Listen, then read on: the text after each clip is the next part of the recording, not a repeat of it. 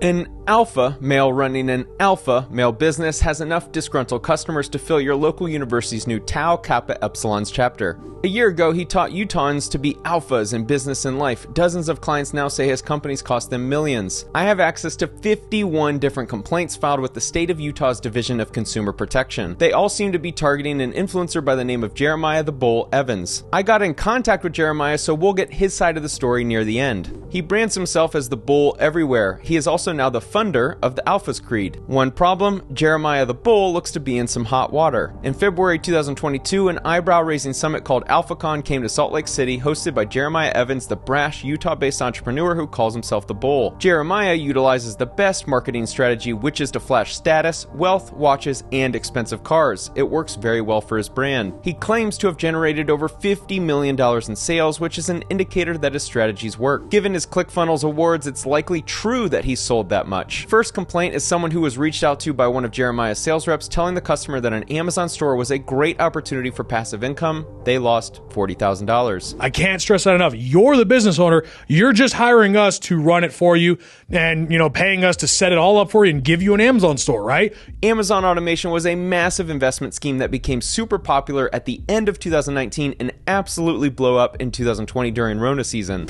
Guys, I'm so excited about actually what we have coming because there's a lot of really interesting things happening in the marketplace of e-commerce. The marketers, like Jeremiah, would promote an opportunity to make money passively with Amazon. They would create your store, find the products to sell, and manage everything with your e-commerce business. This client made a net profit of over $6,000 this month, which was common at the time this video was released in February 2022. It wasn't until months later when the business model failed. For their services, the operators would charge an upfront fee. Based on the complaints, it appears Jeremiah's company was charging up to $45,000 per store. Just to kind of show you detail step by step how this works, what the actual margins look like, what the fees look like. On top of the upfront fee, the operators would charge a profit split on the monthly net income. So in the example I just showed, the operator would likely take half and the client would take half.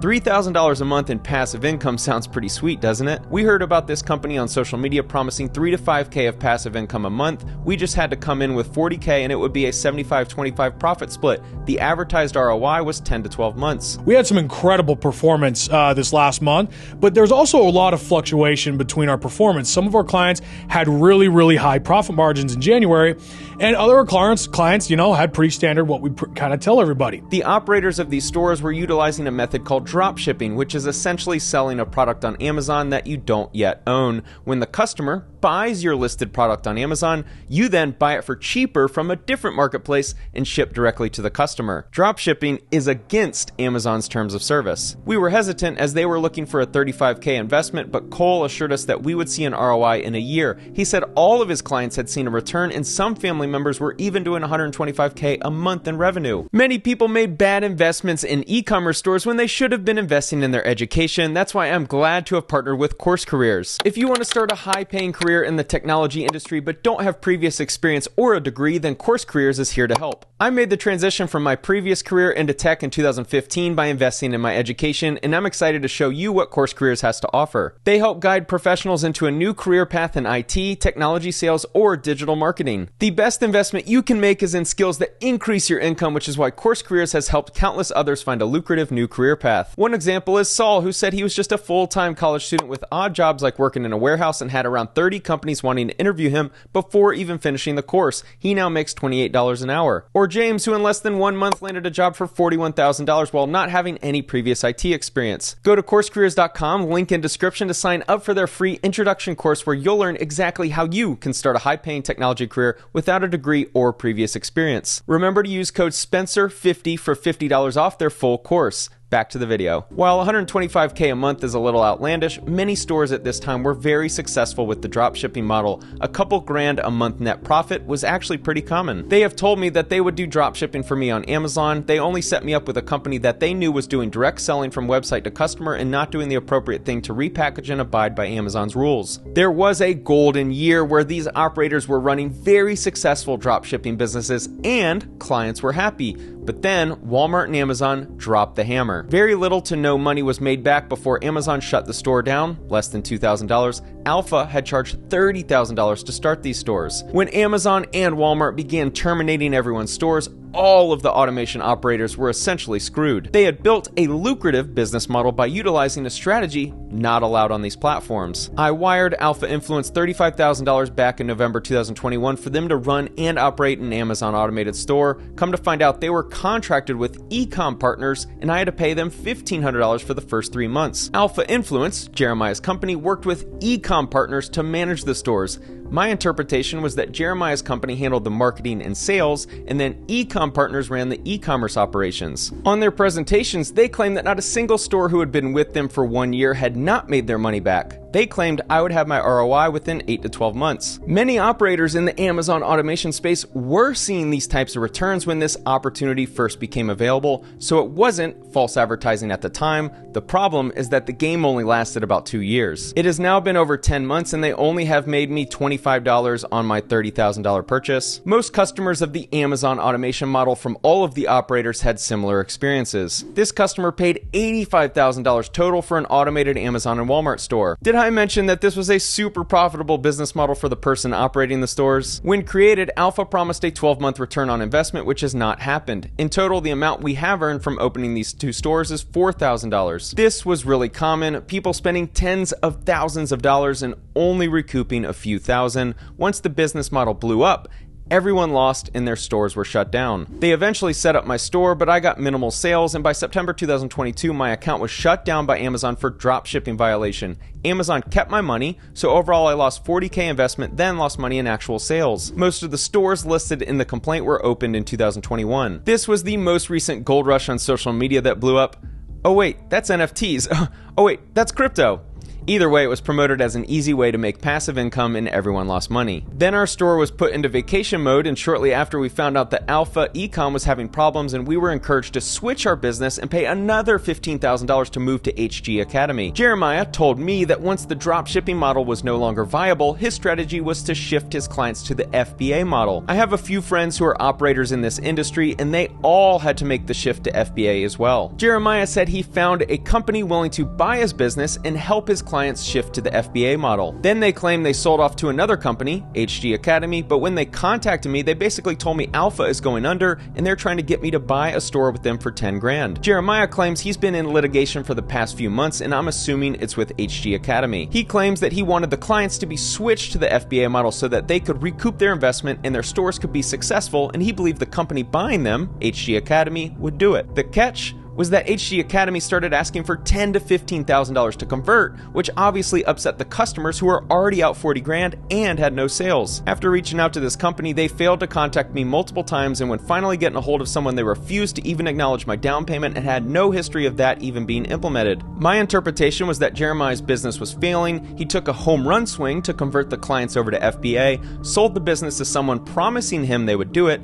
and then he was bait and switched when he found out the company was asking for an additional fee. There are going to be ups and downs. Some months are going to have some pretty lows, might even be deactivated and have to pause for a couple months. That's okay. It's all part of the process, and we know how to work this. The risks of this business were always known, but it's never fun whenever the platform changes and the entire business goes to zero. With about a 15% profit margin, pulling in about $6,300.